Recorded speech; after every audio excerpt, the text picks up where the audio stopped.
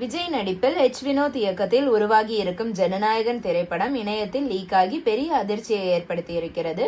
அதுவும் வெளியான print எடிட்டிங்காக print என்றும், எனவே படக்குழு தயாரிப்பில் இருந்துதான் கசிந்திருக்கும் எனவும் ஒரு பரபரப்பான தகவல் ஓடிக்கொண்டிருக்கிறது. இந்நிலையில் பிரபல பத்திரிகையாளர் பிஸ்மி இந்த விஷயம் குறித்து பேசுகையில் சில விஷயங்களை ஓபனாக பேசிவிட்டார்.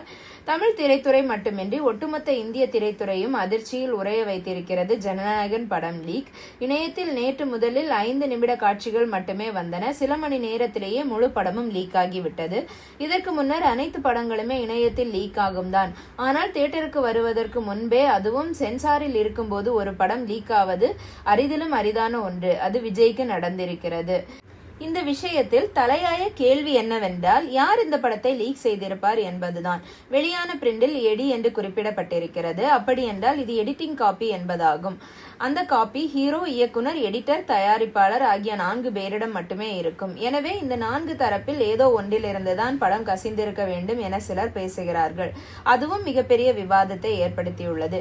இந்நிலையில் படம் லீக் ஆனது பற்றி பேசிய பிரபல பத்திரிகையாளர் பிஸ்மி, படம் ரிலீஸுக்கு முன்னதாக இந்த கண்டென்ட் யார் யாரிடம் இருக்கிறதோ அவர்கள் பெயர் இதில் இருக்கும். உதாரணத்திற்கு தயாரிப்பாளரிடம் ஒரு ஃபுட்டேஜ் காட்டும் போது அதில் ப்ரொடியூசர் காப்பி என்று இருக்கும். இயக்குனருக்கு என்றால் இயக்குனர் காப்பி என்று இருக்கும். இதில் எடிட் என போட்டு ஒரு தேதியும் போடப்பட்டிருக்கிறது.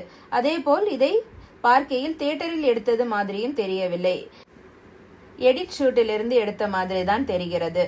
அவரிடம் இருக்கும் உதவியாளர்களில் 2 பேர்தான் அந்த எடிட் ரூமுக்குள் அனுமதி உண்டு. அதேபோல் இயக்குனர் வினோத்தின் உதவி இயக்குனர்களிலும் 2 பேருக்கு மட்டுமே அந்த ரூமுக்குள் அனுமதி.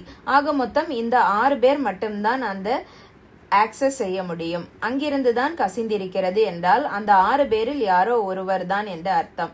ஆனால் விசாரிக்கையில் அவர்கள் மூலம் இது வெளியாகவில்லை. கூகுள் டிரைவ் ஹேக் செய்திருப்பார்கள், அதன் மூலமாக லீக் செய்திருப்பார்கள் என்று சொல்லுகிறார்கள். கண்டுபிடிக்கும் வேலைகள் நடந்து கொண்டிருக்கின்றன. யார் லீக் செய்தானோ அவன்தான் குற்றவாளி.